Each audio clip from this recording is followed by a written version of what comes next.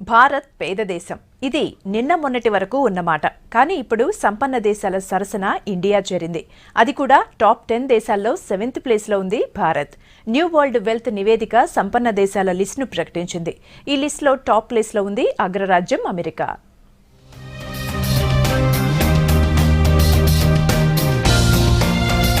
భారత్ అభివృద్ధి చెందుతోంది. సంపన్న దేశాలతో ఇండియా పోటీ పడుతోంది.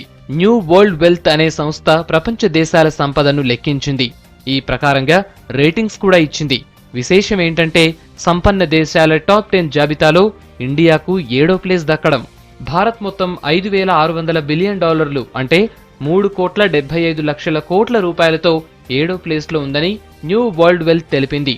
ఇక టాప్ ప్లేస్లో అమెరికా ఉండి ఇండియా పేద దేశం కాదనటానికి నివేదిక ఓ ఎగ్జాంపుల్. దేశంలో ఒక వ్యక్తికి సంబంధించిన సగటు నికర ఆస్తుల్ని లెక్కలోకి తీసుకుని ఈ నివేదిక రూపొందించారు. ఇందులో ప్రభుత్వ నిధులు కూడా ఉన్నాయి.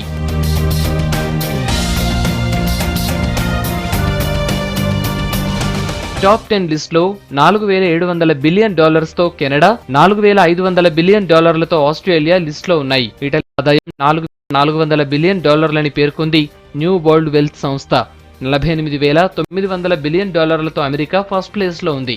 తర్వాత China, Japan, UK, Germany, France దేశాలున్నాయి. గత 5 ఏళ్లలో చైనా వేగంగా అభివృద్ధి చెందుతుందని సంస్థ వెల్లడించింది.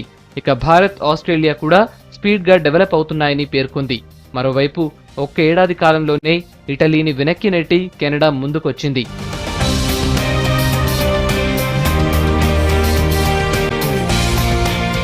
సంపద లెక్కింపులో ఓ వ్యక్తి నికర ఆస్తితో పాటు అందులో ఆ వ్యక్తి ప్రాపర్టీ, డబ్బు, ఈక్విటీలు, వ్యాపార ప్రయోజనాలన్నీ ఉండనున్నాయి. అప్పుల్ని మాత్రం ఇందులో లెక్కించరు.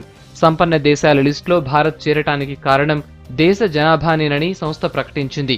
మరోవైపు కేవలం 2,20,00,000 జనాభా ఉన్న ఆస్ట్రేలియా 9వ ప్లేస్లో ఉండటం విశేషం. జూన్ 2016 వరకు సంపద ఆధారంగా ఈ ర్యాంకుల్ని కేటాయించింది న్యూ వరల్డ్ వెల్త్.